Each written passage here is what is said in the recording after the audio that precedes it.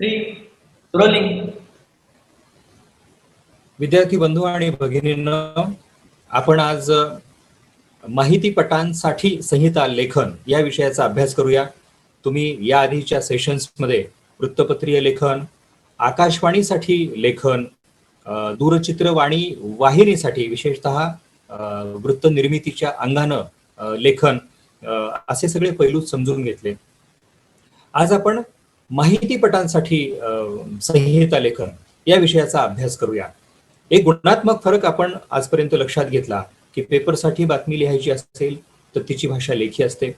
आकाशवाणीसाठी जेव्हा आपण बातमी लिहिली, बातमी लेखनाचा अभ्यास केला, तेव्हा फक्त श्राव्य माध्यम या अर्थानं डोळ्यासमोर संकल्पचित्र घेऊन मग बोली भाषा, पुन्हा शब्दांवरती जोर, लोकांनी डोळे झाकून ऐकलं पाहिजे, ह्याची पुनरावृत्ती आज मी यासाठी करतो आहे की आता आपण आपल्या अभ्यास सत्राच्या समारोपाच्या भागाकडे आलेलो आहोत. दूरचित्रवाणी वाहिन्यांसाठीच संहिता लेखन हे दोन प्रकारचं आहे. कालच्या सेशनमध्ये आपण पाहिलं की वृत्त निर्मितीच्या अंगानं, न्यूज मेकिंगच्या अंगानं, बुलेटिनच्या अंगानं जे संहिता लेखन आपण करायचं ते कसं, तर ते अर्ध्या तासाच्या बुलेटिनसाठीच संहिता लेखन, रनडाऊन तयार करणं, ब्रेकिंग न्यूज सांगणं, मग त्यावेळी भाषा कशी असली पाहिजे ते आपण पॅकेजसह सगळं पाहिलं. आज आपण माहितीपटांची निर्मिती, मग ती 2 मिनिटांचा एखादा माहितीपट असू शकतो, 20 मिनिटांचा असू शकतो, 40 मिनिटांचा माहितीपट. साधारणपणे राष्ट्रीय संकेत जे आहेत, नॅशनल लेवलचं जे डॉक्युमेंटरी मेकिंग याची प्रॅक्टिस जी आहे, त्यात 40 मिनिटांपर्यंत माहितीपट तयार केले जातात. आणि त्यातही एखादा विषय आणखी विस्तारानं सांगायचा असेल तर माहितीपटांचे भाग 1, भाग 2, भाग 3 असंही सादरीकरण केलं जातं. तर आज आपण त्या अंगानं आपल्याला 2 मिनिटांचाच माहितीपट तयार करायचा असेल तर कसा करायचा, 5-10 मिनिटांची डॉक्युमेंटरी करायची असेल तर ती कशी असू शकते, 40 मिनिटांचा फुल डॉक्यू ड्रामा किंवा फुल एखाद्या गंभीर विषयाची निर्मिती करायची आहे, माहितीपट सादर करायचा आहे, तर ते सादरीकरण कशा कशा अंगानं पुढे जातं आणि त्यातला संहिता लेखक म्हणून आपला रोल काय आहे त्या संदर्भातलं चिंतन आज करणार आहोत. एक मुद्दा आपण लक्षात घेऊया की आशय निर्मितीचं स्वरूप जे आहे माहितीपटांच्या दृष्टीनं, म्हणजे कोणताही संदेश आपल्याला जो द्यायचा आहे तर त्यातला मूळ गाभा जो आहे तो असतो आशय, आणि त्या आशयाचे स्वामी म्हणजे तुम्ही संहिता लेखक. तर हे स्वामित्व आपल्यामध्ये विकसित करण्यासाठी संहिता लेखनाचं जे संकल्पन आहे, कन्सेप्च्युअलायझेशन, ते आपल्याला इमॅजिनेशन, कन्सेप्च्युअलायझेशन, त्या प्रक्रिया आपल्याला आज समजून घ्यायच्या आहेत. मी तुमच्यासमोर आता एक असं व्हॉइस ओव्हर पॅकेज सादर करतो की ज्याच्यामध्ये सूचना आहेत त्या तुम्ही समजून घ्या आणि त्यानंतर आपण पुन्हा एकदा संवाद साधूया. आता आपण माहितीपटाची संकल्पना, माहितीपटासाठीचं संहिता लेखन आणि मग ती निर्मिती करत असतानाच्या सहभागाच्या प्रक्रिया, अगदी तांत्रिक अंगानं, लेखनाच्या अंगानं आणि प्रत्यक्ष पडद्यावर आपण जे पाहतो त्या पडद्यामागे संहिता लिहिण्यापासून ते त्याला अनुषंगून असलेल्या गोष्टींचा विचार करूया.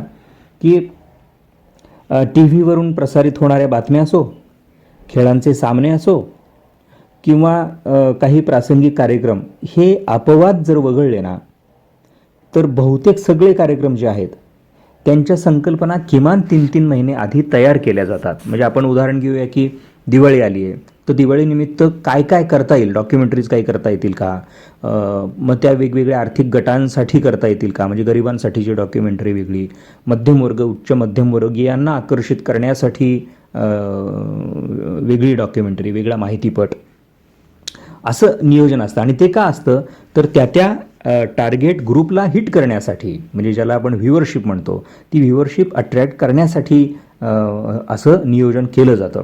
म्हणजे त्या विभागाचा निर्माता ती संकल्पित कार्यक्रम पत्रिका, प्रोजेक्शन आपण ज्याला म्हणूया, प्लॅनिंग आपण म्हणूया, ते केलं जातं. म्हणजे आपण असं म्हणूया की जानेवारी, फेब्रुवारी आणि मार्च हे 3 महिन्यांचं नियोजन करायचं, तर ते आधी 3 महिने म्हणजे ऑक्टोबरच्या पहिल्या आठवड्यात, म्हणजे आता आपण जसं ऑक्टोबर नोव्हेंबरमध्ये आता आहोत, ऑक्टोबर संपला, नोव्हेंबरचा पहिला आठवडा सुद्धा संपला आणि आपण चाललो पुढे आता.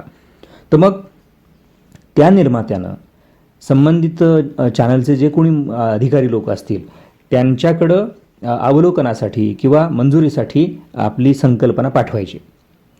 आता त्याच्यामध्ये कार्यक्रमाच्या प्रसारणाचा दिवस, म्हणजे समजा एखादा माहितीपट तुम्हाला करायचा आहे, छोटेखानी माहितीपट आहे, तर मग तो कुठे आपल्याला प्रक्षेपित करायचा आहे.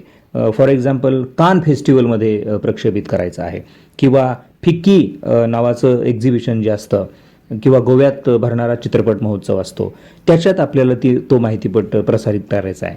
तर मग त्याचा निर्माता जो कोणी असेल त्याला आपल्याला हे सगळं आधी सांगावं लागतं की मला कान फेस्टिवल टार्गेट करायचं आहे, गोवा फेस्टिवल टार्गेट करायचं आहे. मग आता त्या दृष्टीनं सगळी निर्मितीची प्रक्रिया करायची. आपण दूरदर्शन, वाहिन्यांच्याही प्लॅनिंगचा याच्यामध्ये विचार करूया. माहितीपटाच्या संहिता लेखनाचं प्रशिक्षण घेण्याच्या निमित्तानं, की कार्यक्रमाच्या प्रसारणाचा दिवस, तारीख, वेळ किंवा किती वेळाचं करायचं आहे आपल्याला, म्हणजे आपल्या माहितीपटाचं ड्युरेशन काय असेल, 2 मिनिटाचं आहे, 2.5 मिनिटाचं आहे, 3 मिनिटाचं आहे. अगदी आता काही डॉक्युमेंटरीज अर्ध्या तासाच्या, 23 मिनिटाच्या पण असतात. तर मग त्याचा अवधी किती वेळाचा आहे, तो त्याचं शीर्षक, आपल्या माहितीपटाचं शीर्षक, त्याचा विषय विस्तार, त्याचा आकृतिबंध, मग तो लिहिणारे तुम्ही स्वतः आहात, संहिता लेखक आहात, पण तुमच्याबरोबर मग सहभागी कलाकारांची नावं, असं सगळं विवरण आपल्याला आधी तयार करायचं असतं. विषयांची निवड करताना सुद्धा खूप गोष्टींचा विचार करावा लागतो. म्हणजे मुळात लोक टी व्ही का पाहतात याच आपल्याला प्राधान्यानं संहिता लेखन करताना विचार करावा लागतो.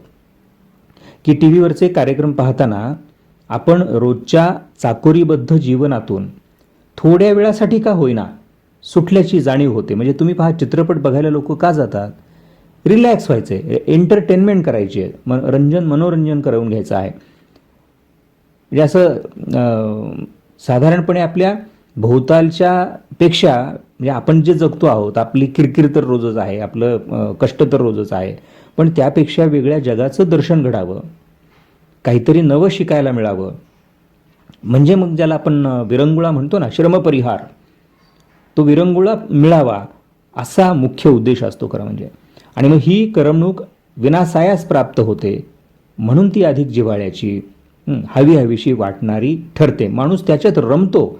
3 तासाच्या चित्रपटामध्ये माणूस जसं रमतो तसं 2 मिनिटाच्या, 3 मिनिटाच्या, 5 मिनिटाच्या माहितीपटातही माणूस रमतो. ते आपल्याला समजून घ्यायचं आहे. म्हणजे एक जागतिक पाहणी झाली तर त्या पाहणीनुसार टी व्हीच्या प्रेक्षकांमध्ये मुलांची टक्केवारी अधिक आढळते. आता हे माध्यम प्रेक्षकांशी फार लवकर जवळीक साधणारं माध्यम आहे. मुलं असोत किंवा घरातल्या महिला असोत, ज्येष्ठ नागरिक असोत, त्यामुळं अशा मंडळींना डोळ्यासमोर ठेवून आपल्याला माहितीपटांचं नियोजन, माहितीपटांचं संहिता लेखन अशा अंगानं विचार करावा लागेल. म्हणजे आपल्या माहितीपटाचा सामाजिक किंवा कौटुंबिक जीवनावर काय परिणाम घडणार याची तपासणी आपल्याला करावी लागेल. आपल्या माहितीपटामधून सामाजिक, कौटुंबिक, राजकीय, भावनिक, वासनिक अशा कोणत्या प्रकारचा क्षोभ निर्माण होता कामा नये. भावनांना हात घालायचा आहे, परंतु त्याचे विपरीत परिणाम नव्हे तर सकारात्मक परिणाम झाले पाहिजेत.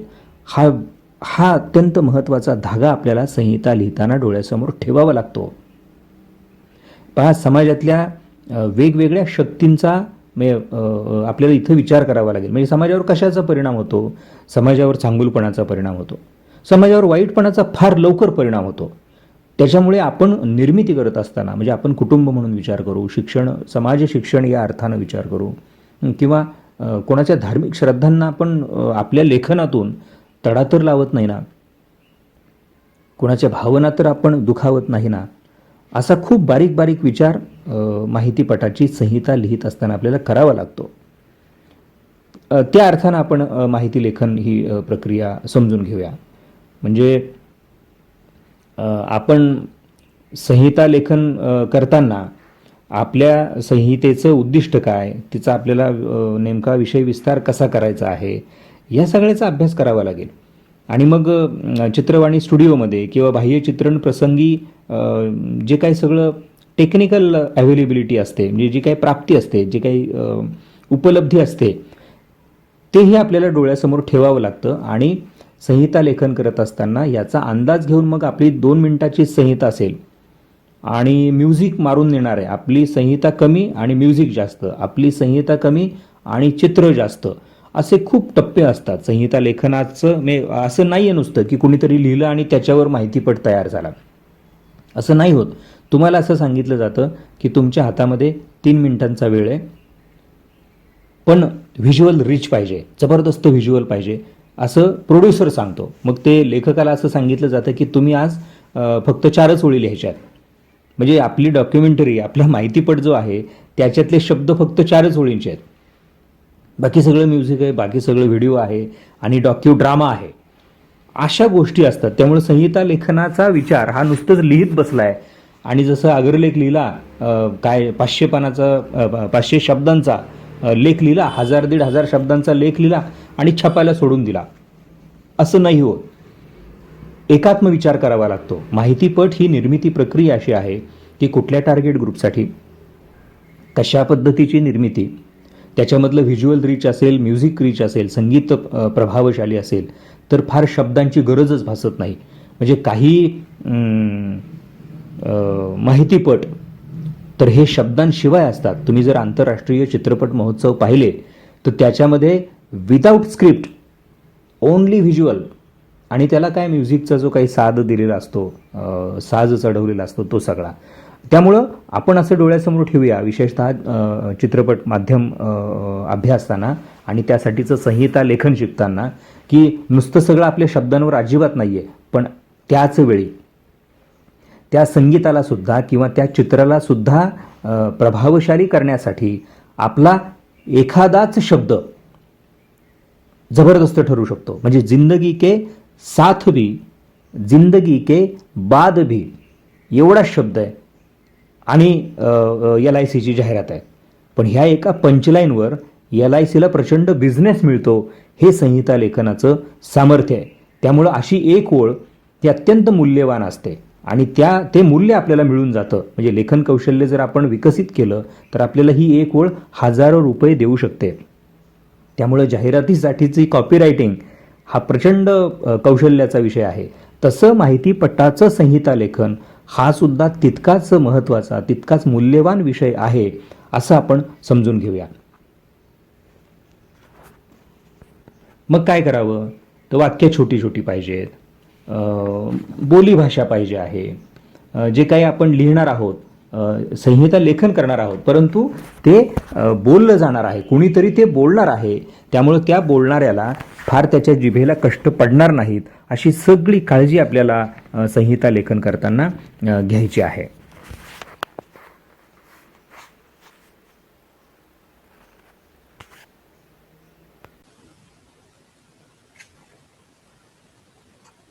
विद्यार्थी बंधू भगिनींनो, आताच्या व्हॉइस ओव्हर पॅकेजमधून तुम्ही संहिता लेखनाच्या दृष्टीनं काय इनपुट्स आपण तयार केले पाहिजेत याचा एक गोषवारा घेतला. मला आता तुमच्यासमोर काही उदाहरणं प्रस्तुत करायची आहेत. म्हणजे प्रभात हे नाव तुम्ही ऐकलं असेल. प्रभात हे चित्रपट सृष्टीच्या क्षेत्रामधलं, चित्रपट सृष्टीत ज्या कंपनीनं विशेषतः महाराष्ट्र प्रांतामध्ये, मराठी जगतामध्ये, मराठी मनोरंजन क्षेत्रामध्ये इतिहास घडवला, त्या प्रभात फिल्म कंपनीची निर्मिती कशी झाली या संदर्भातली एक documentary film and television institute of India, जिचं मुख्यालय पुण्यामध्ये आहे, आणि त्यातला महत्वाचा भाग असा की प्रभातच्याच प्रांगणामध्ये film and television institute of India ही उभारली गेलेली आहे. ही कंपनी कशी होती, ती आकाराला कशी आली, तिचा प्रवास कसा झाला, या मराठी कंपनीनं जागतिक पातळीवर मनोरंजनाच्या क्षेत्रामध्ये, चित्रपट निर्मितीच्या क्षेत्रामध्ये कसा इतिहास घडवला, हीच एक डॉक्युमेंटरी जी युट्यूबवर उपलब्ध आहे. इट्स प्रभात असं त्या माहितीपटाचं शीर्षक आहे. मी तुम्हाला आवाहन करेल की तुम्ही जरूर युट्यूबवरची ही डॉक्युमेंटरी पुन्हा पुन्हा पहा. त्यातली माहिती कशी दिली गेलेली आहे, प्रभातच्या निर्मितीच्या प्रक्रियेपासून ते प्रभातनं जे मैलाचे दगड मनोरंजनाच्या चित्रपट निर्मितीच्या क्षेत्रामध्ये निर्माण केले, माइलस्टोन, त्या माइलस्टोनचे पैलू कसे सांगितले गेलेले आहेत आणि एकूणच मग संहिता कशी आहे, सादरीकरण कसं आहे, चित्रीकरण कसं केलं गेलंय आणि हे 2 मिनिटांचं पॅकेज, डॉक्युमेंटरी पॅकेज सादर करत असताना निवेदकाचा आवाज कसा आहे, त्याचं डिक्शन कसं आहे, हे सगळं तुम्ही निरीक्षण करावं. चला आपण पाहूया इट्स प्रभात, एक माहितीपट.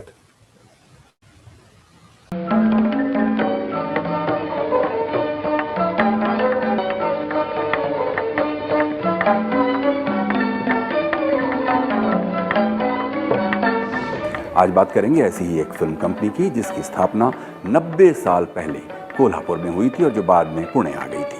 इस कंपनी का नाम था प्रभात फिल्म कंपनी, जिसकी ज़मीन पर आज भारत का सर्वोच्च फिल्म और टेलीविज़न प्रशिक्षण संस्थान FTII मौजूद है.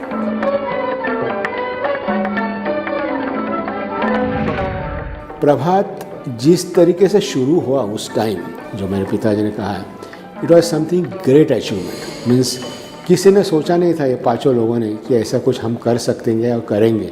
उनके अंदर एक अच्छा करने का, काम करने का उनको मौका मिलना चाहिए था. इसलिए उन्होंने, जो पांचों ने, उन लोग मिलकर जो काम किया है, और इसलिए प्रभात, ये अभी भी प्रभात है. ये जो तुतारी वाली औरत है, ये प्रभात का सिंबल था, प्रभात फिल्म कंपनी का.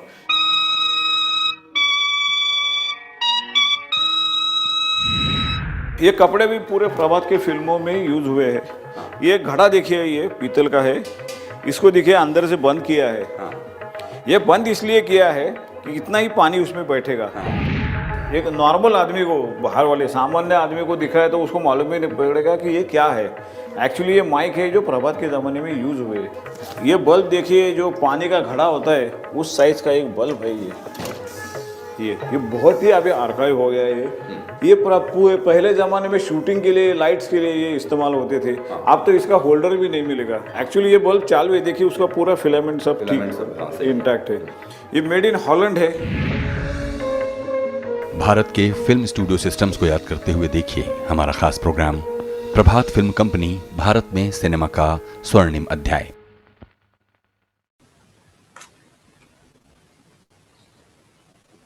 आपण पाहिलं की प्रभात संदर्भातली ही 2 मिनिटांची डॉक्युमेंटरी, 2 मिनिटांचा माहितीपट, त्यातली भाषा पहा, त्यातलं पार्श्व निवेदन जे आहे ते तुम्ही पाहिलं.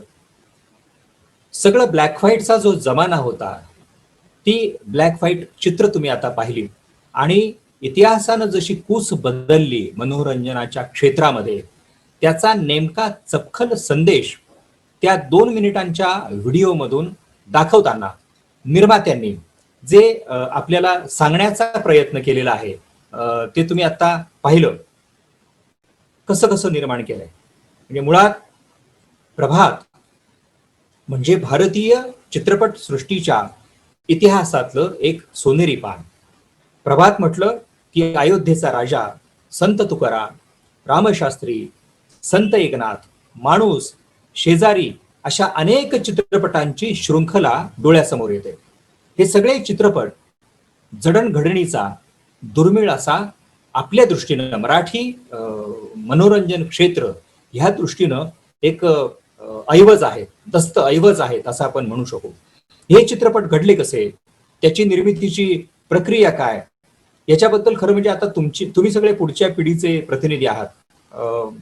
फारशी माहिती नसेल तुम्हाला. मी आपल्याला आवाहन करणार आहे की आता आपण जी 2 मिनिटांची डॉक्युमेंटरी बघितली, त्याच्यातून स्निपेट्स पाहायला मिळाले, आपल्याला संक्षेप पाहायला मिळाला.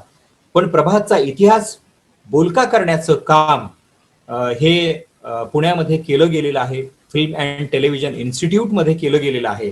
आणि ते आता आपण इट्स प्रभात या माहितीपटातून जे पाहिलं, ते सगळं खरं म्हणजे खूप विस्तारानं उपलब्धही आहे. म्हणजे युट्यूबवरच किमान 59 मिनिटांची एक डॉक्युमेंटरी आहे.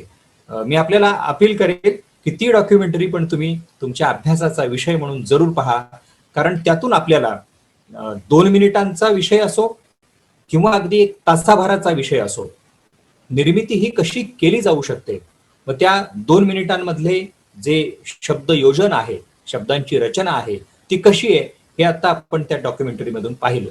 आपल्याला वेळ नाहीये, कारण ती आता मी जी इनडेप्थ डॉक्युमेंटरी आपल्याशी रेफर करतो आहे ती एक 60 मिनिटाची 59 मिनिटांची आहे. त्यामुळे ती काय आता आपण पाहणार नाही, पण तुम्ही ती युट्यूबवर जाऊन जरूर पहा. त्याच्यामध्ये प्रभातचा इतिहास सगळा सांगितला गेलेला आहे की किमान 35 विभागांचं चोख व्यवस्थापन हे प्रभातचं वैशिष्ट्य होतं. किमान 35 विभाग प्रभात फिल्म कंपनीमध्ये सक्रिय होते. आपण आज संहिता लेखनाचा अभ्यास करतो आहे, पण संहिता लेखन हे एकूण चित्रपट निर्मिती किंवा माहितीपटांची निर्मिती यातलं एक अंग आहे.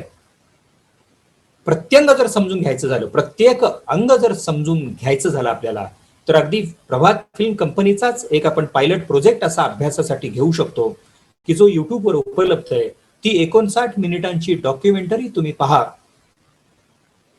त्याच्यामध्ये प्रभातचा प्रवास तर सांगितला गेलेला आहेच. आपण अशा अंगाने त्या डॉक्युमेंटरीकडे पाहूया की प्रभातची प्रगती कशी कशी झाली, व त्याच्यामध्ये जुने कॅमेरे कसे होते, जुने लाईट कसे होते, जो संघर्ष प्रभात कंपनीनं केला. म्हणजे तेव्हा काय आपलं तंत्रज्ञान अद्ययावत नव्हतं, त्यामुळं आता आपल्याला एकदम जिमी जीप वगैरे वापरता येते, हाय मास्ट वापरता येतात, म्हणजे प्रचंड प्रकाश झोत असलेले दिवे. म्हणजे तुम्ही त्या डॉक्युमेंटरी मधला तो दिवा जरूर पहा, असा मोठा दिवा ज्याने प्रकाश योजनेची जबाबदारी पार पाडली. हे सगळं आपल्याला त्या डॉक्युमेंटरी मधून अभ्यासासाठी पाहायचं आहे. तुम्ही ते पाहावं. म्हणजे प्रभातचा पहिला बालपट, प्रभातचा पहिला अॅनिमेशन पट, प्रभातचं कुंकू चित्रपटाचं ट्रेलर, हे असे सगळे नाविन्यपूर्ण प्रयोग या महाराष्ट्राच्या मातीमध्ये प्रभात सारख्या फिल्म कंपनीनं केले. उच्च ध्येय निर्मिती असल्यानं प्रभातचे चित्रपट टिकून राहिले. आपण आज माहितीपटांचा अभ्यास करतो आहोत, पण माहितीपटांचं पाऊल जेव्हा आपण पुढे टाकू आणि ते आपल्या गुणवत्ता संवर्धनाच्या दृष्टीनं जेव्हा व्यापक होईल, तेव्हा तुम्ही सुद्धा उद्या चित्रपट निर्मितीचाही अभ्यास कराल, चित्रपटांसाठीच्या संहितेचाही अभ्यास कराल. मला ही आज अशी गुंफण करायची आहे की आपल्या हातून संहिता 2 मिनिटांची असो, 40 मिनिटांची असो किंवा 3 तासांचा चित्रपट, यातलं जे निर्मितीचं मूल्य आहे शब्दांच्या दृष्टीनं तेही आपण समजून घेऊ. पण शब्दांच्या माध्यमातून जे दृश्यचित्र साकारतं, माहितीपटाचा असो किंवा चित्रपटाचा असो, त्याचे एक महत्वाचे बिंदू म्हणून तुम्ही संहिता लेखक माध्यमामध्ये म्हणजे मनोरंजन क्षेत्रामध्ये माहितीपट असो किंवा चित्रपट असो, याच्यातल्या तांत्रिक अंगांचा अभ्यास यासाठी करा. जर तुम्ही तो केला तर मग आपल्या 2 मिनिटांच्या शब्दांमध्ये जो प्रगल्भ आशय आपल्याला द्यायचा आहे, त्या आशय निर्मितीची क्षमता आपल्यामध्ये येऊ शकते. त्या क्षमतांचा विकास आपल्याला करायचा आहे. म्हणून आपण एका पाठोपाठ एक 2-3 अशा डॉक्युमेंटरीज आज पाहणार आहोत की ज्याद्वारे, जसं मी पहिल्यांदा तुम्हाला व्हॉइस ओव्हर मधून सूचना दिल्या, 2 मिनिटांच्या एड्स प्रभात या डॉक्युमेंटरी मधून प्रकाश योजना, शब्द योजन, निवेदन आणि एकूणच कॅमेऱ्याचं संचालन ते सादरीकरण, हे सगळं त्या डॉक्युमेंटरी मधून पाहिलं. आणि आता ते बघून तुम्ही आपलं हे सेशन संपल्यानंतर तुम्हाला जशी सवड होईल तसं 59 मिनिटांची प्रभातची ती डॉक्युमेंटरी जरूर पाहावी, जी राज्यसभा टीव्हीनं निर्माण केलेली फिल्म अँड टेलिव्हिजन इन्स्टिट्यूटच्याच प्रांगणामध्ये तिची निर्मिती झालेली आहे. भारत में सिनेमा का स्वर्णिम अध्याय असं त्या डॉक्युमेंटरीचं शीर्षक आहे. ते तुम्ही बघा आणि त्यातले इनपुट तुम्ही तुमच्या अभ्यासासाठी घ्या. मी तुम्हाला हे असाइनमेंट म्हणून, होमवर्क म्हणून सांगतो आहे. ती 59 मिनिटांची डॉक्युमेंटरी तुम्ही पाहायची आहे आणि त्याच्यावर आधारित नोंदी तुम्ही करायच्या आहेत की त्या 59 मिनिटांच्या डॉक्युमेंटरीमध्ये जे स्क्रिप्ट आहे, जी संहिता आहे, तिचे शब्द त्या काळातले कसा आणण्याचा प्रयत्न केलेला आहे. प्रभातचा संघर्ष मांडताना संहिता लेखकानं नेमकी कुठली आणि कशी शब्द योजना केलेली आहे हे तुम्ही अभ्यास म्हणून करा. परीक्षेत त्याचा तुम्हाला उपयोग होणार आहे. आता आपण ती एक प्रोफेशनल डॉक्युमेंटरी जशी पाहिली तसं film and television institute of इंडियामध्ये ज्या काही वेगवेगळ्या निर्मिती केल्या गेल्या, प्रोडक्शन्स केली गेलेली आहेत, तीच शृंखला पुढे नेऊया. आणि फिल्म डिव्हिजन जी आहे भारत सरकारची, तुम्ही अगदी आत्ता सुद्धा चित्रपट पाहण्यासाठी वेगवेगळ्या थिएटर्समध्ये जाता, तेव्हा सुरुवातीला किमान 1 मिनिटभराची किंवा अगदी 40 सेकंदाची का होईना, पण निश्चित एक सरकारची डॉक्युमेंटरी तुम्ही जरूर पाहता. आणि मग तुम्हाला ते वृत्तचित्र असा एक आवाज ऐकू येतो आणि मग तो भारदस्त व्हॉइस ओव्हर तुम्हाला ऐकायला येतो. 1 मिनिटभरामध्ये ते कंपल्शन असतं की तुम्ही ही डॉक्युमेंटरी चित्रपटाच्या आधी दाखवायचीच आहे. मग ती डॉक्युमेंटरी भारताच्या शिक्षण व्यवस्थेसंदर्भातली असते, भारताच्या सांस्कृतिक जीवनाची असते, भारताच्या आर्थिक, सामाजिक, शैक्षणिक किंवा तत्सम जे लोकजीवनाचे प्रश्न आहेत त्या प्रश्नांवर भाष्य करणं. आणि ते भाष्य करत असताना 3 तासासाठी चित्रपट पाहायला आलेले जे लोक आहेत त्यांनी किमान सरकारला काहीतरी सांगायचंय हे काही क्षणात समजून घेणं अपेक्षित असतं. आज आपण संहिता लेखनाच्या दृष्टीनं ती प्रक्रिया आपण समजून घेऊया. मला तुम्हाला आज एक डॉक्युमेंटरी दाखवायची आहे. ती सुद्धा अशी 2-3 मिनिटांचीच आहे. यशवंतराव चव्हाण यांच्या जीवनावरती आपल्या महाराष्ट्र सरकारनं ती निर्मिती केलेली आहे. तो माहितीपटच आहे. तो माहितीपट तुम्ही पहा. आपण त्याच्यावरच्या निरीक्षणांवर माहितीपटानंतर पुन्हा एकदा संवाद करूया. यशवंतराव चव्हाण यांच्या विषयीची ही डॉक्युमेंटरी.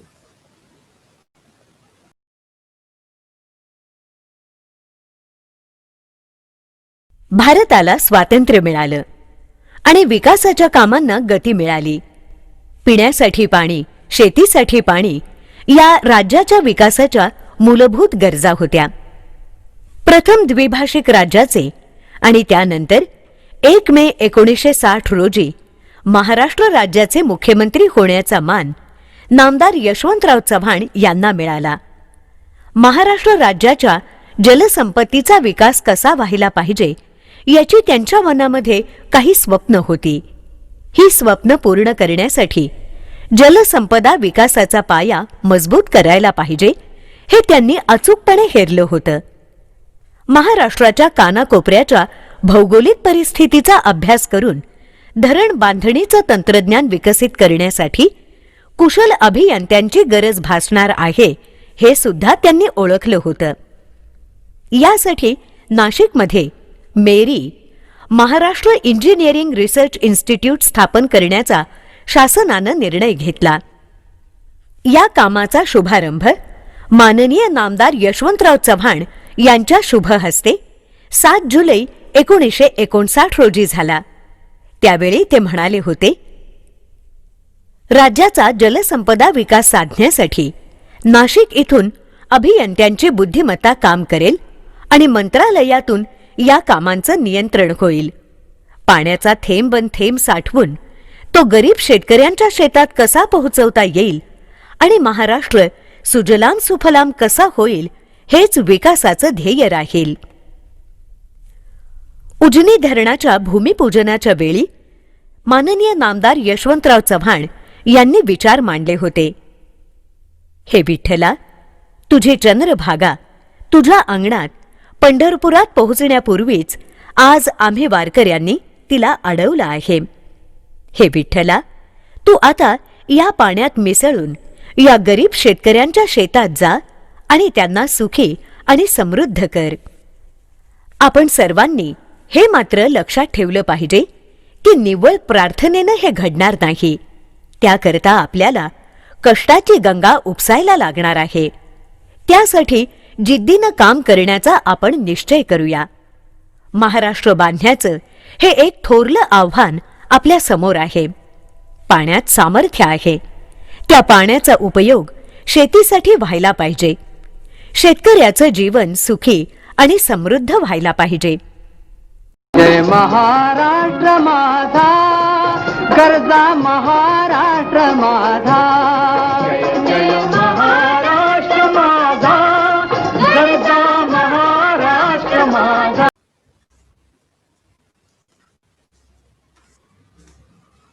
आपण पाहिलं सरकारी विभाग अं, जेव्हा एखादी डॉक्युमेंटरी तयार करतो तेव्हा त्याच्यामध्ये फार असं संगीत फार मोठा मागून असा आवाज येतो आहे, पार्श्वसंगीत ढाण ढाण ढाण ढाण वाजतंय, असं नाही घडत.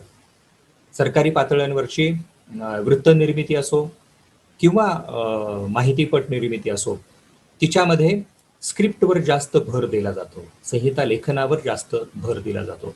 तुम्ही पाहिलं असेल की त्या निवेदिका, पार्श्वनिवेदन करणाऱ्या ज्या महिला होत्या, त्या अगदी महाराष्ट्र सरकारची ही निर्मिती सादर करत असताना किती संयतपणे, शांतपणे त्यांना दिलेलं जे स्क्रिप्ट आहे ते कसं वाचून दाखवत होत्या. डॉक्युमेंटरीचं हे गुणवैशिष्ट्य आहे की माहितीपटाला व्हॉइस ओव्हर असतो, म्हणजे मागून निवेदक बोलतो, म्हणजे जसं बातम्या सादर करणारा पडद्यावर येऊन बोलतो तसं माहितीपटामध्ये तुम्हाला पार्श्वनिवेदन करायचं असतं. त्यामुळं ते पार्श्वनिवेदन नीट व्हावं अशी संहिता करण्याची जबाबदारी आपल्याला संहिता लेखक म्हणून पार पाडायची असते. त्यामुळं आपल्याला असंच लेखन करावं लागणार आहे की जेव्हा वृत्तचित्र दाखवलं जातं, माहितीपट दाखवला जातो, तेव्हा व्हिज्युअल्स चालतात, वेगवेगळे व्हिज्युअल्स. त्या व्हिज्युअल्सला साजेसा असा माहितीचा जो भाग आहे तो आपण लिहितो संहिता लेखक म्हणून. तर तो लिहित असताना जो पार्श्वनिवेदक आहे त्याचं बोलणं आणि ती चित्र यांची सांगड आपल्याला घालायची आहे आपल्या शब्दांच्या माध्यमातून. तर तुम्ही पाहिलं की सरकारी पातळीवरचं जे डॉक्युमेंटेशन असतं, माहितीपट निर्मिती असते, तिच्यामध्ये गांभीर्यपूर्वक सगळी शब्द योजना केली जाते. नंतर ती डॉक्युमेंटरी जेव्हा शूट केली जाते आहे, त्या शूटिंगमध्ये तुम्ही पाहिलं असेल अगदी आपल्या नाशिकच्या मेरी मसरूळ मध्ये जी मेरी नावाची संस्था आहे, त्या मेरीचा उल्लेख जेव्हा येतो, पार्श्वनिवेदन करणाऱ्या महिला जेव्हा मेरी विषयी सांगतात तेव्हा मग बरोबर तसे बोर्ड दाखवले जातात किंवा तो परिसर दाखवला जातो. हे सगळं आपल्याला समजून घ्यायचं आहे की ते जेव्हा सांगितलं जाईल तेव्हा आपली वाक्य ही अगदी, समजा नाशिकचे लोक असतील तर त्यांना पटकन नाशिकची आठवण येईल असे शब्द आपल्याला साकारायचे असतात. त्यामुळे संहिता लेखनाचं अंग आपण समजून घेत असताना आपल्यामध्ये हे कौशल्य विकसित करायचं आहे की कुठल्या विषयाची स्क्रिप्ट आहे, कुठल्या विषयावरचा माहितीपट तयार होतो आहे, कुठल्या परिसरातला आहे. म्हणजे तो जर नाशिक परिसरातला असेल तर तुम्ही नुसतं यशवंतराव चव्हाण यांचंच गुणवर्णन करता कामा नये. त्या डॉक्युमेंटरीमध्ये तुम्ही पाहिलं असेल की डॉक्युमेंटरी यशवंतराव चव्हाणांविषयीची आहे, पण त्या निवेदिकेनं म्हणजे थोडक्यात संहिता लेखकानं नाशिक विषयीच्या 2 ओळी, नाशिक विषयीच्या शब्दभावना अशा पेरलेल्या आहेत की त्या ऐकताना, म्हणजे ती डॉक्युमेंटरी पाहणारे जे कोणी असतील आणि जर ते नाशिकचे असतील तर पटकन कनेक्ट होतात.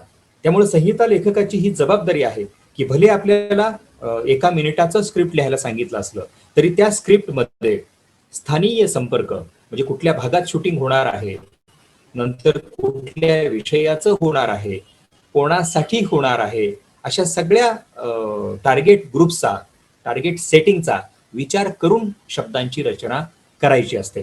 आता ही डॉक्युमेंटरी आपण सरकारी पातळीवरची पाहिली. मी तुमच्या समोर आता एक दुसरी डॉक्युमेंटरी सादर करणार आहे. ते अगदी एक पॅकेजच आहे.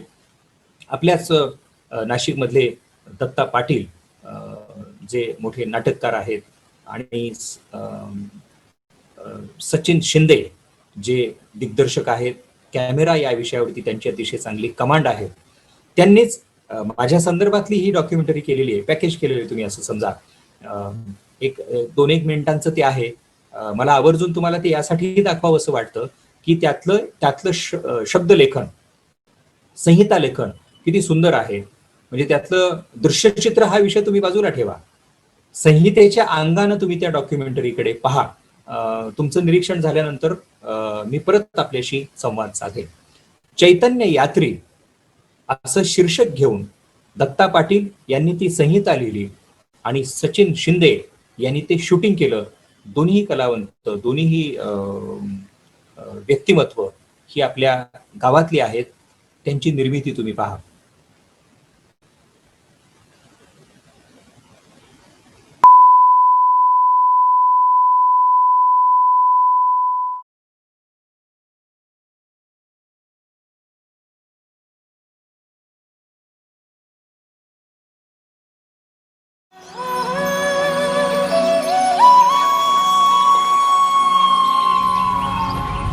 जागतिकीकरण आणि नव्या बदलत्या प्रवाहाला सकारात्मकतेतून सामोरं जाण्याचं पहिलं भान या आपल्या समूहाला ज्या मोजक्या कृतिशील विचारवंतांनी दिलं, त्यामध्ये अगदी अव्वल क्रमांकावरचं नाव आहे युवा पिढीचे पत्रकार, विचारवंत आणि सध्या सकाळच्या उत्तर महाराष्ट्र आवृत्तीचं यशस्वी नेतृत्व करणारे माननीय श्री विश्वास देवकर.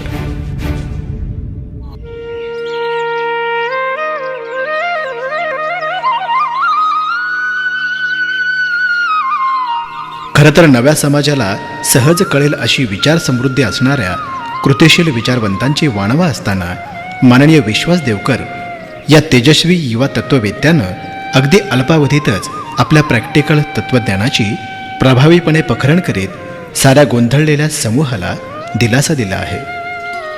या व्यक्तिमत्वाचं एकूण करिअरसुद्धा लखलखतच आहे. BSL LLB, DCJ, BCJ, MA MCJ, DCL अर्थात diploma in cyber law, CCI अशा असंख्य पदव्या विशेष गुणवत्तेतून प्राप्त केल्या असून आताही ते प्रचंड व्यापातून सुद्धा PhD करीत आहेत. माननीय विश्वास देवकर म्हणजे अखंड चैतन्य. स्वामी विवेकानंदांना नव्या पिढीचा तरुण नेमका कसा हवा होता हे ज्यांना पाहायचं असेल त्यांनी विश्वास देवकरांना भेटावं. असं म्हणतात की पत्रकार किंवा विचारवंत एकतर टोकाचा आदर्शवादी असतो किंवा कमालीचा व्यवहारवादी. जो या दोघांचा समन्वय साधेल तोच नव्या समूहाचं यशस्वी नेतृत्व करू शकेल. आणि हाच समन्वय राखणाऱ्या अत्यंत मोजक्या विचारवंतांमध्ये विश्वास देवकरांचा समावेश होतो. क्षेत्र सामाजिक असो, शैक्षणिक असो, वाणिज्यविषयक असो, आध्यात्मिक असो किंवा माध्यमाचा असो, प्रत्येक क्षेत्रावर श्री देवकरांनी आपली वेगळी छाप सोडली आहे. पुणे आकाशवाणीमध्ये 1991 पासून सुरू झालेला हा त्यांचा प्रवास लोकसत्ता, पुणे सकाळ, नाशिक सकाळ, ETV, जळगाव सकाळ असा चौफेर होऊन त्यांचा हा चढता आलेख आज संपादक पदावर काम करतानाही सुरूच आहे. ज्या वृत्तपत्रामध्ये प्रशिक्षणार्थी पत्रकार म्हणून कारकीर्द सुरू केली त्याच वृत्तपत्रात केवळ 12च वर्षात संपादक म्हणून सन्मानाची जबाबदारी मिळणं ही सामान्य बाब नाही. अपार मेहनतीला बुद्धीची लखलखीत साथ मिळाल्यानं माननीय देवकर आजच्या नव्या पिढीचे आयकॉन ठरले आहेत. बहुजन समाजातील, ग्रामीण भागातील समस्त तरुण वर्गाविषयी त्यांना प्रचंड तळमळ वाटते. या युवा समूहाच्या आमूलाग्र विकासासाठी श्री देवकर तळमळीनं बोलत असतात. युवकांचा हा असंतुष्ट समूह नव्या प्रवाहात आणला पाहिजे, कारण तोच या सबंध समाजाचं नेतृत्व करेल यावर माननीय देवकरांचा ठाम विश्वास आहे. अशा या तरुण कृतिशील विचारवंताला आमचा हा कृतज्ञ नमस्कार.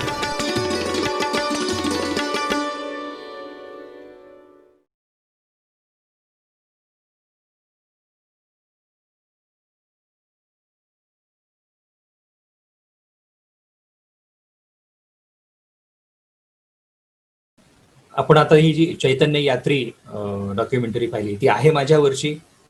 कृपया गैरसमज करून घेऊ नका की मी माझी डॉक्युमेंटरी दाखवली म्हणजे मला काही माझा प्रचार करायचा आहे का काय, असं अजिबात नाही.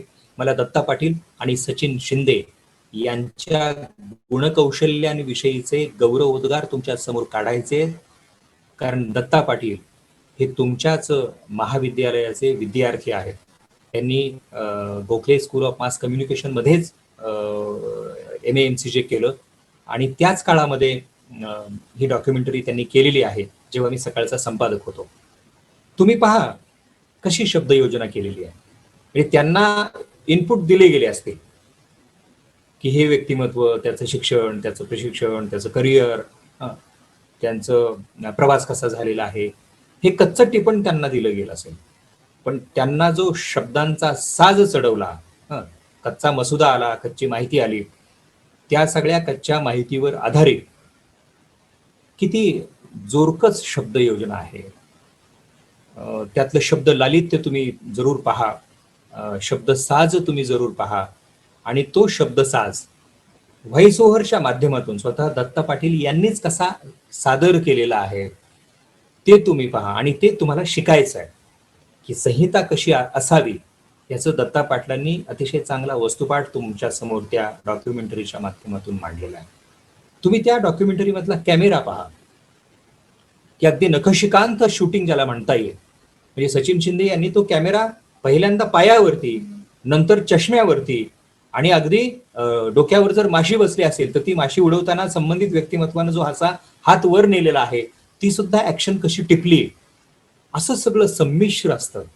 निर्मितीची प्रक्रिया ही संहितेपासून सुरू होते. खरं म्हणजे संहितेच्या आधीही सुरू होते, त्याच्यावरती आपण थोड्या वेळाने जरूर बोलूया. पण संहितेपासून सुरू होणारा माहितीपट निर्मितीचा प्रवास हा प्रत्यक्ष जेव्हा सादरीकरण होतं त्याच्यामध्ये दृश्य, चित्र, कॅमेऱ्याची किमया, प्री प्रोडक्शन, पोस्ट प्रोडक्शन या सगळ्या प्रक्रिया तुम्ही समजून घ्याव्यात. या भूमिकेतून मी तुमच्या समोर ही 2-3 उदाहरणं म्हणजे सरकारची एक डॉक्युमेंटरी, फिल्म अँड टेलिव्हिजन इन्स्टिट्यूटची ती 2 मिनिटांची इट्स प्रभात ही डॉक्युमेंटरी, किंवा आता आपण सचिन शिंदे यांच्या कॅमेऱ्यात केलेली किमया आणि दत्ता पाटील यांच्या शब्दांचा अत्यंत सुंदर असा निर्मितीचा भाग, हे यासाठी पाहिलं की जेव्हा आपल्याला या विषयावरचे लेखी प्रश्न विचारले जातील की संहिता लेखन करत असताना संहिता लेखकानं काय काळजी घ्यायची आहे, तर तुम्ही जी निरीक्षणं केली या डॉक्युमेंटरीजमध्ये की 3 डॉक्युमेंटरी आता आपण पाहिल्या, 2-3 डॉक्युमेंटरीज मधून आपण हे समजून घेतलं की सरकारची भाषा कशी गंभीर असते. प्रोफेशनल मंडळी, व्यावसायिक रंगभूमीवर काम करणारा सचिन शिंदेसारखा कलावंत जेव्हा कॅमेरा हाताळतो आणि व्यावसायिक नाटकं, प्रयोगशील नाटकं लिहिणारे, संहिता लेखन करणारे दत्ता पाटील जेव्हा अगदी जेमतेम 2-4 मिनिटांची सुद्धा संहिता लिहितात, ती लिहितानाही ते किती गंभीर असतात, त्यांची शब्दयोजना किती सुंदर असते, हे सगळं आपण ह्या उदाहरणांमधून यासाठी समजून घेतलंय की त्या निरीक्षणांवर आधारित आपल्याला अभ्यास करायचा आहे आणि त्यातून संहिता लेखनाची प्रक्रिया समजून घ्यायची आहे, जी आपण आता समजून घेतो आहोत. म्हणजे मुळात माहितीपट हे एक असं गतिचित्र आहे की त्याच्यामध्ये कल्पनांनाही वाव आहे. आपण वेगवेगळ्या कल्पना रमवू शकतो आणि त्या कल्पनांवर, त्या इमॅजिनेशनवर आधारित संहिता लेखनही करू शकतो आणि माहितीपटाची निर्मिती सुद्धा करू शकतो. तुम्ही शिक्षणाच्या क्षेत्रात सध्या वावरता आहात, शिकता आहात तुम्ही, त्यामुळे शिक्षणापासून तुम्ही असं एखादा माहितीपट निर्मितीचं स्वप्न जरूर पहा, आत्ताच पहा. मी एक 2-3 मिनिटांची डॉक्युमेंटरी माहितीपट तयार करेन. कशावरही घ्या, तुमचं तुम्ही ठरवा, तुमच्या आवडीचा विषय तुम्ही घ्या आणि त्या आवडीच्या विषयावरती आपल्याला एक संहिता तयार करायची आहे, एक माहितीपट तयार करायचा आहे, असं आपण आज ठरवूया, असाइनमेंट म्हणून ठरवूया आणि त्या दृष्टीनं थोडीशी आता चर्चा करूया की असतं काय माहितीपट हे विश्व. तर आता मी जसं म्हटलं की ते एक असं गतिचित्र असतं, दृश्य चित्रांच्या माध्यमातून व्यक्त होणारं ते एक गतिचित्र आहे. म्हणजे तुम्हाला जर माहितीपटाची व्याख्या सांगा असाच एका ओळीचा प्रश्न आला तर तुम्ही असं म्हणू शकता की माहितीपट हे कल्पनारम्य असं दृश्य आणि चित्रांच्या मिश्रणाचं गतिचित्र असतं. ते प्रामुख्यानं सूचना, शिक्षण, इतिहास सांगणं, परंपरा सांगणं किंवा असे अभिलेख राखण्याच्या उद्देशानं पैलू दाखवणं, वेगवेगळे पैलू दाखवण्याचं प्रमाण माहितीपटातून केलं जातं. ऐतिहासिक, सांस्कृतिक, शैक्षणिक, सामाजिक असा दस्तावेज करण्याचं काम माहितीपटातून केलं जातं, अशी व्याख्या तुम्ही लिहू शकता. माहितीपटांचा हेतू काय असतो असा एका ओळीचा प्रश्न विचारला गेला तर लोकांना माहिती देणं, लोकांचं मनोरंजन करणं आणि अल्पावधीमध्ये लोकांचं प्रबोधन करणं हा माहितीपटाचा हेतू असतो, असं उत्तर तुम्ही देऊ शकता. माहितीपटांचा अवधी किती असावा असा प्रश्न समजा आला तर अगदी 2 मिनिटांपासून ते 40 मिनिटांपर्यंत, 40 मिनिट्स इथपर्यंत माहितीपटाचा अवधी असू शकतो, असं उत्तर तुम्ही द्या. आणि त्यातही जर संबंधित संहिता लेखक, संबंधित निर्माता, संबंधित दिग्दर्शक यांचं समाधान झालं नाही, म्हणजे आपण उदाहरण असं घेऊया की पर्यावरणाचा प्रश्न मांडायचा आहे, तर पर्यावरणाचा प्रश्न मांडण्यासाठी त्याचं गांभीर्य सांगणारी एक 2 मिनिटांची डॉक्युमेंटरी होऊ शकते, 40 मिनिटांची होऊ शकते आणि 30-40 मिनिटांच्या किमान 1, 2, 3 म्हणजे माहितीपट भाग 1, माहितीपट भाग 2, माहितीपट भाग 3 असंही होऊ शकतं. म्हणजे पर्यावरण संवर्धन, पर्यावरणाचा ऱ्हास, पर्यावरणासमोर उभी राहिलेली आव्हानं याचं सगळं वर्णन करणारे असे वेगवेगळे माहितीपट आपल्याला तयार करता येऊ शकतात. त्यामुळे प्रश्न जर आला की ड्युरेशन किती असतं, तर उत्तर असं लिहायचं 2 मिनिटांपासून ते 40 मिनिटांपर्यंत. तुम्हाला असा प्रश्न येऊ शकतो, खोट्या माहितीवर आधारित माहितीपट तयार होऊ शकतो का? तर तुम्ही उत्तर लिहायचं नाही. माहितीपटाची पूर्व अट अशी आहे की ती तथ्यावर आधारित असली पाहिजे. माहितीपट हा तथ्यावर आधारित असला पाहिजे. असं अजिबात होता कामा नये की तुम्ही बनाया हुआ, बिगडा हुआ किंवा उगीच काहीतरी असं म्हणजे जसं चंद्रावर मी निघालेलो आहे आणि चंद्रावर जाऊन बसलेलो आहे आणि मी चंद्रावर स्वप्न पाहतो आहे, असा माहितीपट नाही होत. माहितीपट या शब्दामध्येच त्याचं सौंदर्य आणि त्याचा तथ्यांश, त्याचं सत्य दडलेलं आहे की ज्यातून माहिती देण्याचं काम केलं जातं तो माहितीपट. त्यामुळं ही प्री रिक्विजिट आहे, ही पूर्व अट आहे की माहितीपटामध्ये तथ्यांश असला पाहिजे. अफवा नव्हे, खोटी माहिती नव्हे. आणि सगळ्यात महत्वाचं की माहितीपटाची निर्मिती करत असताना आपण ही काळजी घेतली पाहिजे की आपण जे शब्द लिहितो आहोत त्याच्यामध्ये विस्फोट म्हणजे प्रक्षोभक वक्तव्य येता कामा नये. दिशाभूल करणं हे माहितीपटाची जबाबदारी नाही. म्हणजे ते चॅनल्सवरती अलीकडे वेगवेगळे डिबेट्स तुम्ही पाहत असाल, या विचारसरणीचा माणूस, त्या विचारसरणीचा माणूस, आणि मग तो अर्ध्या तासाचा कार्यक्रम चालतो आणि समोर बसलेल्यांचा गोंधळ होऊन जातो की हे नेमकी कुठली दिशा घेऊन चर्चा करतायत आणि यांना कुठल्या दिशेनं चर्चा न्यायची आहे, असा सगळा गदारोळ होऊन जातो. असा गदारोळ, असा हलकल्लोळ माहितीपटामध्ये अपेक्षित नसतो. माहितीपटामध्ये तथ्य अपेक्षित असतं. हे मी जोर देऊन पुन्हा पुन्हा तुम्हाला सांगतोय. तुम्हाला जर तसा प्रश्न आला तर तुम्ही हे थेट लिहिलं पाहिजे. माहितीपटाची पूर्व अट ही आहे की तो तथ्यावर आधारित असला पाहिजे. माहितीपट हा लघुपटही असतो. अगदी 1 मिनिटातही डॉक्युमेंटरी होऊन जाते, 2 मिनिटातही होऊन जाते. माहितीपट प्रेक्षकांशी नातं जोडतो. त्याच्यामुळं निर्मिती करणं, माहितीपटाची निर्मिती करणं हे तसं सोपं काम नाहीये. मिनिटभरामध्ये तुम्हाला लोकांशी नातं जोडायचं आहे, हे आव्हानात्मक काम आहे. त्याच्यामुळं आपल्याला कुठल्या विषयाचा माहितीपट तयार करायचा आहे याची विषय निश्चिती तुम्हाला आधी करावी लागेल. एकदा विषय निश्चित केला म्हणजे मी तुम्हाला आता माहितीपट निर्मितीची जी प्रक्रिया आहे आणि त्यातलं आपलं संहिता लेखन हा जो विषय आहे त्याच अंगानं समजून सांगतो आहे की तुम्हाला असाइनमेंट दिली गेलेली आहे की एक 2 मिनिटांचा किंवा काय 5 मिनिटांचा माहितीपट करायचा आहे किंवा 40 मिनिटांचा माहितीपट करायचा आहे. तर त्यासाठी तुम्ही संहिता तयार करा. काय जबाबदारी येते आपल्यावरती? तर मग कुठल्या विषयावर हा माहितीपट तयार होणार आहे? तो विषय ज्यांनी कोणी निश्चित केला असेल, म्हणजे विषय निश्चित झाला समजा, तर ज्यांनी विषय निश्चित केलाय त्यांच्याशी तुम्हाला संवाद करावाच लागतो. मग तो निर्माता असू शकतो, दिग्दर्शक असू शकतो, तुम्ही त्यांच्याशी बोलाल. संहिता लेखक म्हणून तुम्ही निर्माता दिग्दर्शकांशी बोलाल विषय निश्चितीनंतर. मग त्यांच्याशी संवाद साधल्यावर तुम्ही संदर्भ गोळा कराल. आता काही वेळा असं होतं, एका दिवसात डॉक्युमेंटरी तयार केली जाते.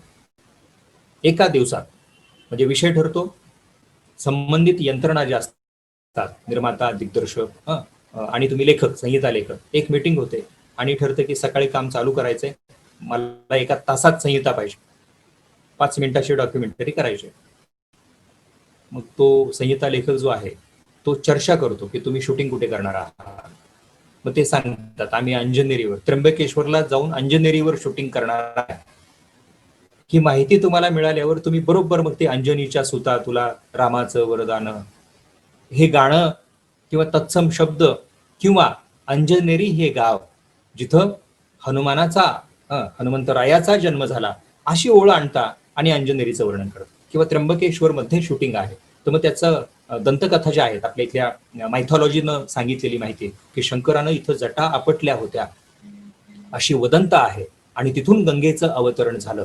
हा इतिहास माहिती असणं किंवा त्याचा संदर्भ गोळा करणं अशी प्रक्रिया आपल्याला करावी लागते. म्हणजे विषय निश्चिती करा, संदर्भ जमा करा, त्याच्यानंतर जे व्हिडिओ शूटिंग होणार आहे, कॅमेरा कुठे कुठे फिरणार आहे, कसा कसा फिरणार आहे, हे आपल्याला माहिती असणं अपेक्षित आहे.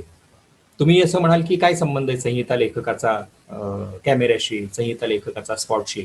यासाठी संबंध आहे की तुम्हाला स्पॉट कळला तर तुम्ही त्यातले ऐतिहासिक दस्तावेज जे असतात त्याचा अभ्यास करून त्यातला संदर्भ जर चपखलपणे दिला, म्हणजे उदाहरणार्थ पंचवटीमध्ये शूटिंग आहे, तर पंचवटीची नेमकी इतिहास कथा काय आहे रामायण काळातली हे एका ओळीत तुम्ही सांगितलं की तुमची संहिता ही जोरदार होते. त्यामुळं संहिता कशी करायची हे निश्चित करण्यासाठी तुम्हाला संवाद आवश्यक आहे, संदर्भ पाहणं आवश्यक आहे आणि त्यानुसार मग तुमचं संहिता लेखन पुढे जातं. आता कथानक तयार करण्याची प्रक्रिया म्हणजे संहिता झाली, त्या संहितेवर आधारित कथानक होत असतं.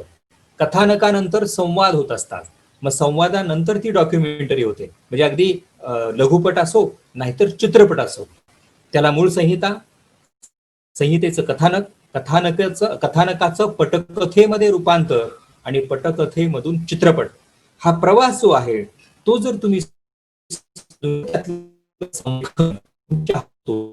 होऊ शकतो. संवाद आपल्याला चांगले दमदार करायचे असतील, आपल्या संहिता निर्मिती प्रक्रियेमध्ये तुम्हाला सर्वांगानं विचार करावा लागेल. नुसतंच मी लिहितोय आणि निघून गेलो, मला तुम्ही लिहायला सांगितलं म्हणून मी लिहिलं आणि निघून गेलो, हा कोरडा प्रवास होईल.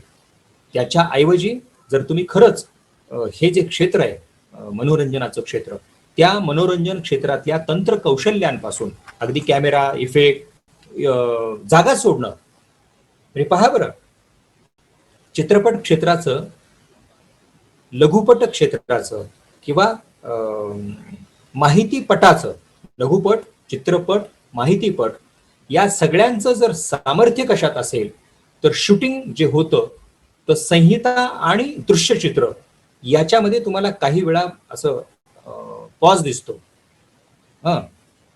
रिकाम्या जागा दिसतात. रिकाम्या जागा म्हणजे संगीतही नाही, शब्दही नाही, आणि चित्र जे आहे तिथं माणूस स्तब्ध होतो आहे. याला रिकाम्या जागा सोडणं असं म्हणतात. ह्या रिकाम्या जागा हे त्या माहितीपटातलं, त्या लघुपटातलं किंवा त्या चित्रपटातलं शक्तीस्थळ असतं. त्या काही क्षणाच्या पॉजमध्ये संहितेतलं आधीचं वाक्य आणि संहितेतलं पुढचं वाक्य याची शृंखला ही जोरदार जबरदस्त होत असते. मला मुद्दा तुम्हाला आवर्जून सांगायचा आहे की संहिता लेखकांनो हे जरूर समजून घ्या की शब्दांचं बंबाळ होता कामा नये. नुसतंच शब्दांच्या अवकाशामध्ये कुठंतरी अशी एखादी रिकामी जागा सुद्धा असू शकते की ती रिकामी जागा तुमची संहिता, तुमचा माहितीपट हा समृद्ध करून जाते. आपल्याला हे समजून घ्यायचं आहे की ह्या रिकाम्या जागा कशा सोडायच्या. दृकश्राव्य माध्यमामध्ये या रिकाम्या जागा किती महत्वाच्या भूमिका बजावू शकतात. बोलकी चित्र तयार होण्याची जी काही प्रक्रिया आहे त्या प्रक्रियेमध्ये शूटिंग होणं, जी काही संहिता आहे त्या संहितेचा आणि शूटिंगचा नाद संवाद होणं म्हणजे मिक्सिंग होणं, डबिंग मिक्सिंग ज्याला म्हणतात ना, ते डबिंग मिक्सिंग जे आहे ते आपल्याला समजून घ्यायचं आहे. पार्श्व निवेदन जे असतं त्या पार्श्व निवेदनाची शैली समजून घ्यायची आहे. म्हणजे मग आपलं संहिता लेखन हे कलेच्या अंगानं चांगलं पुढं जाऊ शकतं. त्यामुळं तुम्हाला असा प्रश्न जर आला की माध्यम क्षेत्रामध्ये माहितीपटाचं संहिता लेखन हे कला आहे, चर्चा करा, तर तुम्ही ही चर्चा करताना सगळं हे सांगितलं पाहिजे की त्यातला पॉज, त्यातले लाईट इफेक्ट हे सगळं समजून घेऊन जर संहिता लेखकानं लेखन केलं तर संपूर्ण चित्रपट, संपूर्ण माहितीपट किंवा संपूर्ण लघुपट जो आहे तो प्रभावीपणे आकाराला येऊ शकतो. तसा संहिता लेखक कथेचा विकास करू शकतो. निर्माता आणि दिग्दर्शक हे संहिता लेखकाशी चर्चा करून इम्प्रुव्हायझेशन घडवतात.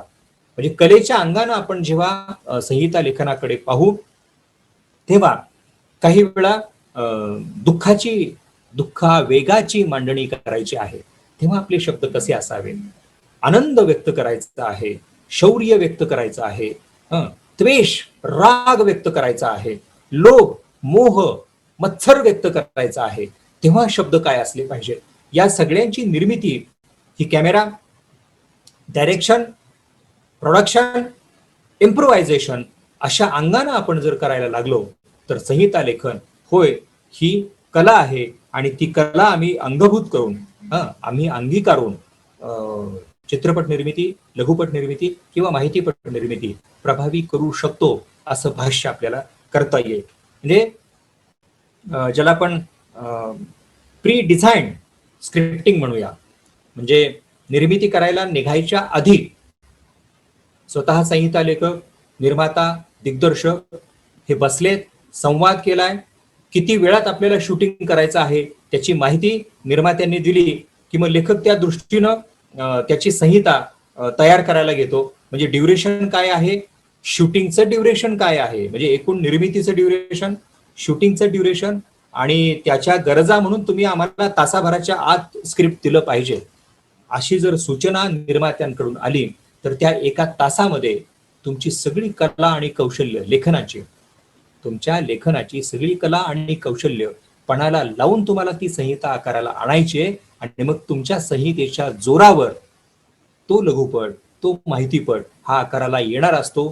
त्यामुळे होय, ही एक कलाच आहे असं भाष्य आपण करू शकतो. आता असा प्रश्न येईल की संहिता लेखनाचा प्रवास कसा होतो, मुद्दे मांडा.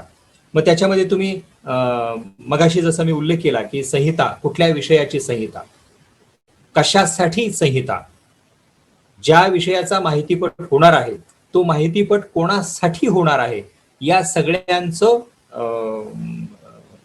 जे काही वर्णन आहे, जी काही माहिती आहे ती आपण करून घ्यायची आणि त्या माहितीवर आधारित आपल्या संहिता लेखनामध्ये उल्लेख आले पाहिजे, स्थानाचा उल्लेख आला पाहिजे, शीर्षलेख असलं पाहिजे, देखाव्यांचं वर्णन आलं पाहिजे, संवाद जे आहेत, समजा त्या माहितीपटामध्ये 2 पात्र आहेत, 3 पात्र आहेत, 4 पात्र आहेत, तर त्या 4 पात्रांना दिले जाणारे संवाद, असा सगळा तो माहितीपटाचा प्रवास आहे. तो प्रवास आपल्याला संहिता लेखक या अंगानं जो काही करायचा आहे त्याविषयी आपण बोलतो आहोत की माहितीपट 2 मिनिटाचा, माहितीपट 5 मिनिटाचा, 40 मिनिटाचा, 1, 2, 3, 4 भागाचा, ह्या सगळ्या प्रवासात माहितीपटाचा आरंभ, माहितीपटाचा मध्यभाग आणि माहितीपटाचा समारोप, अशा प्रवासामध्ये संहिता लेखकाची जबाबदारी ही आहे की आरंभ हा लोकांचं चित्त आकर्षित करून घेणारा असला पाहिजे, माहितीपटाचा मध्य हा समोरच्या प्रेक्षकाला इन्व्हॉल्व करणारा असला पाहिजे. म्हणजे त्या माहितीपटात जो ऐकतो आहे, जो पाहतो आहे, तो भावनेच्या पातळीवर सहभागी झाला पाहिजे, असा माहितीपटाचा मध्यभाग असावा. तसं संहिता लेखन तुम्हाला करायचं आहे. आणि माहितीपटाचा शेवट कसा असला पाहिजे, तर कॉर्पोरेट लँग्वेजमध्ये ज्याला टेक अवे असं म्हणतात, टेक अवे म्हणजे तिथून बाहेर पडताना तुम्ही काय घेऊन जाणार आहात, तर ते काय घेऊन जाणार ही जी प्रक्रिया असते, टेक अवेची प्रक्रिया, ती चांगली झाली पाहिजे. म्हणजे तो माहितीपट पाहून प्रेक्षक त्याच्या घरी सकारात्मक संदेश घेऊन जाईल. तो संदेश शब्दांच्या माध्यमातून देण्याची जबाबदारी ही संहिता लेखकाची असते. त्यामुळं तुम्हाला भाषा हे अत्यंत महत्वाचं माध्यम समजून घ्यावं लागेल. माहितीपटाचा गाभा जो आहे ती संहिता लेखनाची भाषा, ते माध्यम तुम्ही समजून घ्या की शॉर्ट कुठले असतील, कधी हसायचे असतील, कधी रडायचे असतील, तर त्यावेळी तुमचे शब्द कसे असावेत, त्यावेळीची तुमची भाषा कशी असावी, फुटेज जे ठरवलं जातं, shot number 1, shot number 2, shot number 3, shot number 5. काही वेळा असं होतं की शेवटचा जो शॉट आहे तो सुरुवातीला शूटिंग करतात, पहिला जो शॉट आहे तो दुपारनंतर शूट करतात. तर ती क्रमवारी कशीही असो, पण तुमचं जे सिक्वेन्सिंग आहे लेखक म्हणून, तुम्ही ते असं करून द्यायचं की आरंभीचा शॉट हा चित्ताकर्षक, मधले शॉट त्याच्यातलं आपलं शब्द वर्णन जे असेल ते लोकांची इन्व्हॉल्वमेंट वाढवणारं, आणि समारोप जेव्हा डॉक्युमेंटरीचा, माहितीपटाचा, लघुपटाचा होणार आहे तेव्हा शेवटचा शब्द, शेवटचं वाक्य असं असलं पाहिजे आपल्या संहिता लेखनामध्ये की माणसाने ते असं काळजात ठसवावं आणि ते घेऊन घरी जावं. इट्स प्रभात ह्या डॉक्युमेंटरीच्या शीर्षकामध्येच असा जोर आहे की अरे हे प्रभात आहे असं बघणारा म्हणतो, आणि हो, अरे ते प्रभात आहे यार, असा संदेश घेऊन 2 मिनिटानंतर तो चित्रपटगृहातून बाहेर पडतो, म्हणजे डॉक्युमेंटरी पाहून तो बाहेर पडतो. हे करण्याची जबाबदारी संहिता लेखकावर आहे. त्यामुळे भाषा प्रभावी हवी, आपली भाषा बोलकी हवी. जसं मी सुरुवातीलाच आपल्या व्हॉइस ओव्हर पॅकेजमध्ये तुम्हाला सगळं सांगितलं की जणू काही दोन लोक एकमेकांशी संवाद साधतायत असं संहिता लेखन हवं. उगीच आपलं जड जंजाळ शब्द बंबाळ अशा पद्धतीची संहिता आपण लिहिली आहे असं जर केलं तर तुम्ही समजा तुमचं संहिता लेखन फेल गेलं. त्यामुळं आपल्याला ही जबाबदारी घ्यावी लागेल की मोठमोठी वाक्य नकोत. आपला टार्गेट ग्रुप कुठला आहे त्या टार्गेट ग्रुपला डोळ्यासमोर ठेवून आपलं संहिता लेखन झालं पाहिजे. सगळ्यात महत्वाचं, संहिता लेखन कधीही उथळ असता कामा नये. संहिता लेखन असभ्य भाषेमध्ये असता कामा नये. आपल्या संहिता लेखनातून कुणाच्या भावना तर दुखावल्या जाणार नाहीत ना, याची काळजी संहिता लेखकाला घेणं हे अत्यंत आवश्यक आहे. त्यामुळं आशय निर्मितीचं स्वरूप संहिता लेखक म्हणून आपल्याला समजून घ्यावंच लागेल. असा जर प्रश्न आला तुम्हाला की संहिता लेखकानं आशयाच्या अंगानं कसा विचार करावा, तर तुम्ही असं म्हटलं पाहिजे की लेखनाचा बंध आणि भाषेचा व्यवहार समजून घेऊन आम्ही आशयाची निर्मिती करू.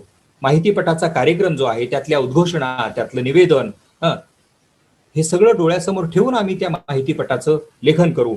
मग निर्मितीचा हेतू काय आहे, आपल्या निर्मितीचा नेमका प्रकार कुठला आहे, म्हणजे शैक्षणिक माहितीपट आहे, सांस्कृतिक माहितीपट आहे, सामाजिक माहितीपट आहे, तर मग तसं आम्ही निर्माण करू आणि त्यासाठी आम्ही संशोधन करू, तशी संहिता लिहू, तसं माहितीपट आम्ही तयार करू. त्यामुळं संहिता लेखक या नात्यानं आमचा साहित्य व्यवहार जो आहे तो मानवी जीवनाच्या भावनांना हात घालणारा असा जीवन व्यवहार आम्ही करू, असं संहिता लेखन आम्ही करू, असं उत्तर तुम्ही लिहायचं आहे. आता आपण आपल्या विषयाच्या समारोपाकडे येऊया की मी ज्या काही 2-3 डॉक्युमेंटरीज माहितीपट तुम्हाला दाखवले, आता मी तुम्हाला अपील असं करणार आहे की तुम्ही सगळे digital boys and digital girls आहात, न्यू मीडिया मधले लोक आहात, नवमाध्यमं जी जन्माला आलेली आहेत, फेसबुक असो, ट्विटर असो, युट्यूब असो, तर तुम्ही युट्यूबवरचे माहितीपट निर्माते आहात. युट्यूब साठीच्या संहिता तुम्हाला उद्या लिहाव्या लागणार आहेत. त्यामुळे तुम्ही आता खरं म्हणजे युट्यूबवरचं 2 मिनिटाचं, 3 मिनिटाचं, 4 मिनिटाचं जे काही सादरीकरण आहे ते समजून घेतलंच पाहिजे. याचं कारण असं की नवसमाज माध्यमांवरील माहितीपट जे आहे ते जीवनाच्या वेगवेगळ्या अंगांना आता स्पर्श करतायत. तुम्ही तसं लेखन केलं पाहिजे. त्यासाठी तुमची भाषा वैशिष्ट्य तुम्ही आता बदलले पाहिजे. भाषा वैशिष्ट्य बदललीच पाहिजे. म्हणजे आत्ताचा जो टीनेजर आहे, आत्ताचा जो नवतरुण आहे की जो जास्तीत जास्त नवसमाज माध्यमांवर वावरतोय, त्याची भाषा, त्याची बोली, त्याच्या रुची वैचित्र्याच्या गोष्टी, म्हणजे त्याच्या आवडीनिवडी ज्या आहेत त्यात काय वैचित्र्य आहे, त्यात काय वैशिष्ट्य आहे, माझे शब्द कृपया लक्षात घ्या. वैचित्र्यानं भरलेलं जीवन आहे तरुणांचं, वैशिष्ट्यानं भरलेलं जीवन आहे. ती वैशिष्ट्ये तुम्ही समजून घ्यावीत नवसमाज माध्यमांवरली. आणि मग युट्यूब साठीची संहिता, स्काईप साठीची संहिता, वेब सिरीज साठीची संहिता तुम्हाला लिहायची आहे. त्याचं निरीक्षण करण्यासाठी तुम्ही जास्तीत जास्त युट्यूब, जास्तीत जास्त स्काईप्स, जास्तीत जास्त वेब सिरीज पाहाव्यात आणि तुमच्यातल्या संहिता लेखनाचं कौशल्य वाढवावं असं आवाहन करतो आणि या ठिकाणी थांबतो. नमस्कार, धन्यवाद.